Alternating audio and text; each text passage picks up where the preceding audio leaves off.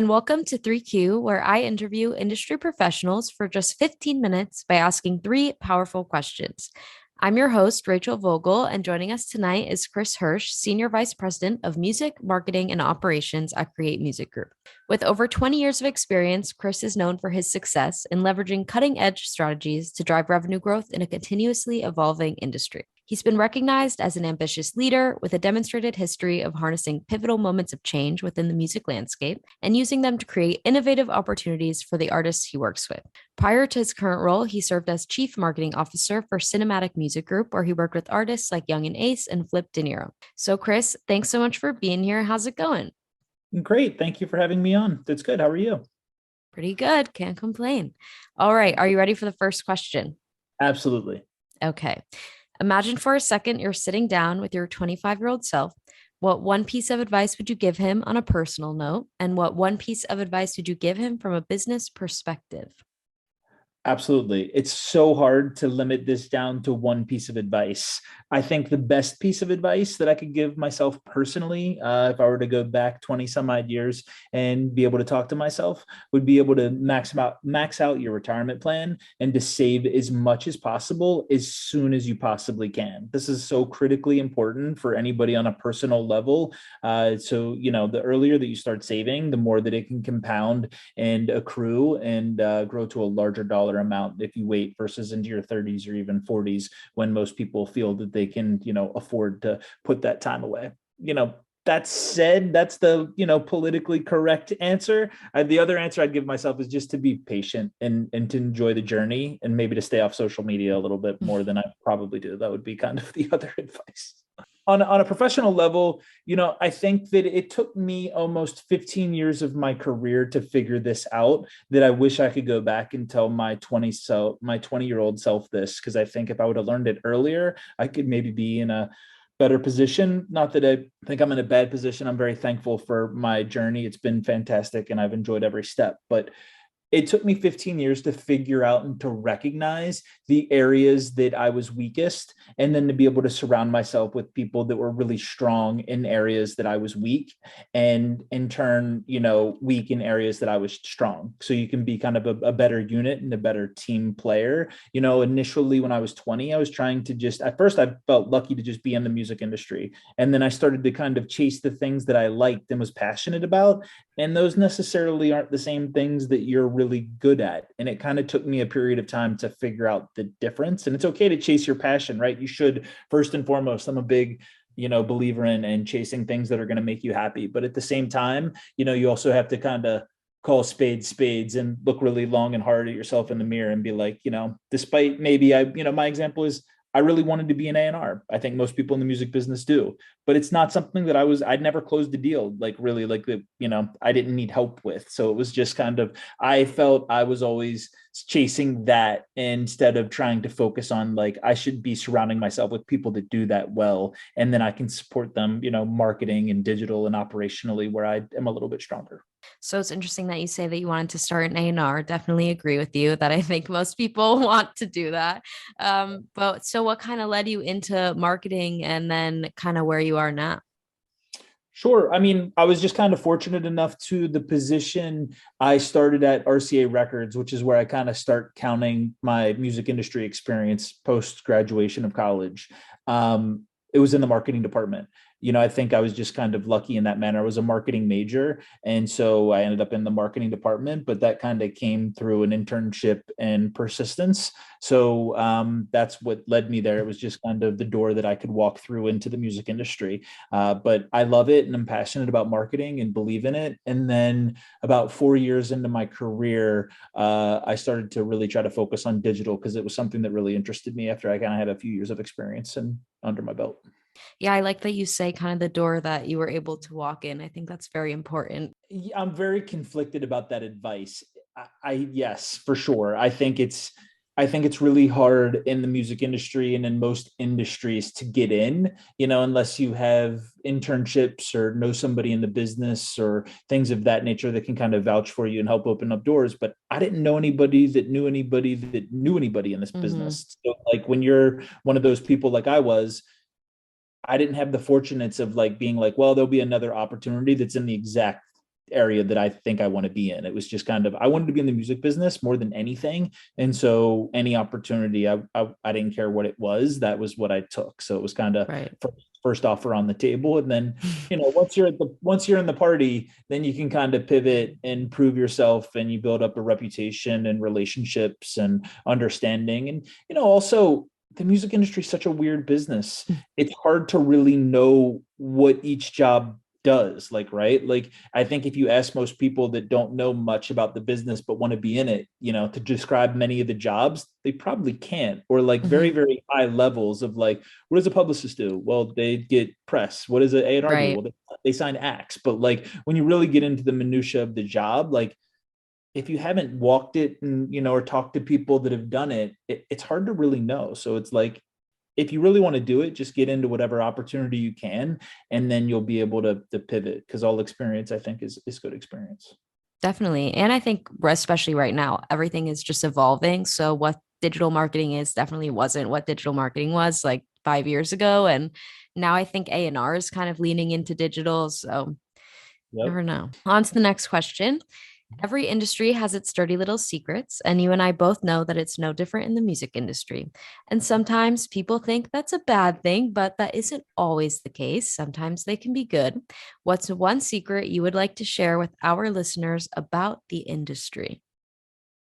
I don't know if these are secrets as much as they kind of are things that aren't talked about a whole lot. So it was kind of hard for me to think of a dirty little secret, right? Just because I feel like the music industry's business has been aired out so publicly.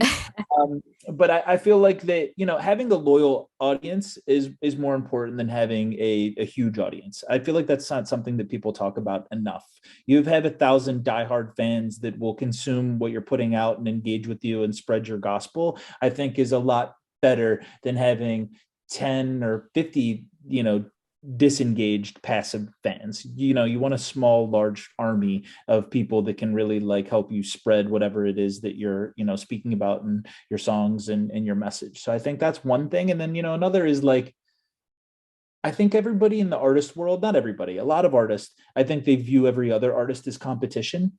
And I feel like that's not a secret necessarily, but it's just kind of maybe something I would suggest of like, instead of looking at them as competition, maybe look at them as collaborators, because I feel like so many artists or so many genres or movements or whatever you want to call them, like if they collaborated and worked well together, could be so much further along versus trying to kind of beat out each other as if it was like a sporting event, right? Like, and so it's Mhm. just like, I feel like that's something that a lot of artists could learn from. There are some genres that are very um supportive and collaborative, but most aren't, right? Especially like, if you look in hip hop as kind of the dominant genre, I don't know if I really feel that way about a lot of like hip hop artists and Mhm. music. I feel like that they're like trying to be the best in whatever that genre or city or area versus like trying to be like, let's collaborate and make it a scene and build it up together. I think the best Right. probably example is like go back and look at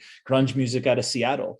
All those bands, two of them made a band together, right? Pearl Jam and Soundgarden put out Temple of the Dog, and like, they Mhm. were all like opening up for each other and helping, write songs for each other and, going to each other's shows. And that was because nobody else was going to the Pacific Northwest, because it was just didn't make sense from a tour routing situation. So they like Mhm. built this scene, and then look at what happened. One band took off, and then the rest of the whole scene took off, and you've got these incredibly important artists that all like were collaborative and working together. And I mean, even like some of the bands, now, like, I think it wasn't it Soundgarden's drummer is now like Pearl Jam's drummer, has been for Mhm. the longest like tenured drummer for Pearl Jam. So it's, I don't know, I just feel like a lot more things could come from collaboration versus competition. Totally. I agree. All right. Last question. Throughout your career, I can only imagine that you've been asked plenty of questions, whether for an industry conference, the media, or even a promotion. But throughout all of those interviews and all of those questions, I'll bet there was one that you've never been asked but would have liked to. So, what is that question and what would be the answer? For sure. So I thought about this for a second after you sent these questions to me, and I kind of like, what have I not been asked? Because I feel like that I've been asked it all by an intern, an employee, a coworker, a conference, a student, something, right? But I think I came up with a pretty good answer. I've never been asked, is buzz or hype important? I think it's always just assumed that it is. And like the questions I always get asked are like, if it's from an intern, how did you get into the business? If it's from like, or how did you get to your position? Or how did you do this? Or how did you do that? Right. Or if it's like from an artist, it's kind of like, how do I get signed? Or how do I spread my video? Or how do I acquire buzz?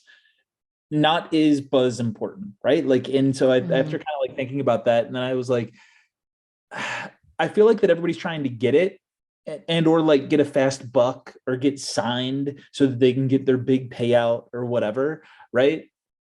I just don't feel like that's necessarily the way, because I feel like that if you look at it, and most people don't know the backstories for a lot of artists, but a lot of the artists that have success that kind of come out of nowhere, whether it's Jack Harlow or Kendrick Lamar or Mm-hmm. Taylor Swift or whoever, right? Justin Bieber, whatever the example is that you want to grab, like in any genre, it, there was definitely some consistency over time in building a fan, but one by one in a very natural and organic way, and just kind of keep chipping at it. And I think that that's probably true for most of these artists, whether they were writing songs for somebody else, whether they were putting out music and just, trying to grow the fan base. And so it's like, to me, I don't know if I really feel like that buzz and hype is all of that important. I think that kind of goes back to full circle, that first question and statement, that I made, of where it's just like, whether it's being patient, or kind of like the loyal audience over the huge audience. And so it's Mm-hmm. just like, it helps for sure. Hype and buzz and like around can help amplify sponsorship dollars, people coming to your tours, streams, whatever, merchandise sales, all of these things. But I feel like that it is much more critical and important to stay steady and consistent over time. Because Mm-hmm. if you really think that you can be a success in the music industry, whether it's as an employee or an artist, if you really work hard at it every day and you stay consistent for a year, I think you're going to have a pretty good sense if it's going to happen or not. Because Mm-hmm. no matter either way, you're going to be in a better place or not. Whether it's from an employee standpoint, you'll know a lot more people and you'll have learned some things in the business through internships or your jobs or whatever. And then you'll start to see that growth. Or if you're an artist, if you're putting a song out a month and you're teasing things and using all of the various, like all of these platforms that are free, YouTube, SoundCloud, Audio Mac, even Mm-hmm. it's not that expensive or hard to get your music up onto Spotify and Apple and so forth. Like, if you use all of these various applications, YouTube Shorts, all the social media, all of these various things, and are consistent with it day in and day out for a Yep. year, you're going to be at a better place. Or you'll realize it's not growing, and then might have to go back to kind of my earlier point of where it's just like, it might not happen, and you've got to realize where you're good and where you're not good, and then Mm-hmm. trying to like pivot and so forth. So I feel like that was a question I've never really been asked, and a very roundabout, long-winded answer of how I would. So it's No, that was great. Definitely something that I don't think about every day, but that was a unique perspective and a good way of putting it. I think you're also onto something too with like your first 100 fans are going to be what's going to help you the most. And those are going to multiply and multiply and multiply, but you're always going to go back to your first 100 fans. Those were there before you had anything.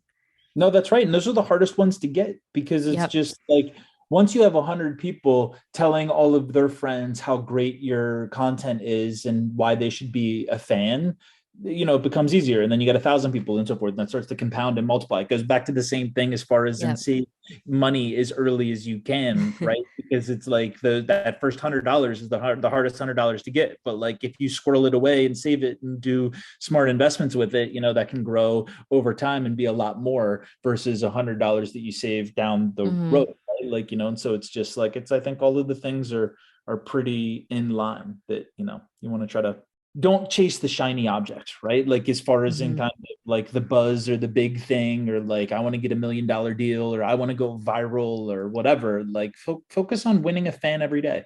That's a good way to put it. Well, Krista, it's been so wonderful having you on tonight. I appreciate you taking the time to chat. Of course. And to all of my listeners, I know you enjoyed hearing from Chris just as much as I enjoyed speaking with him. So stay tuned for next week's episode of 3Q, where I interview industry professionals for just 15 minutes by asking three powerful questions. See you next time.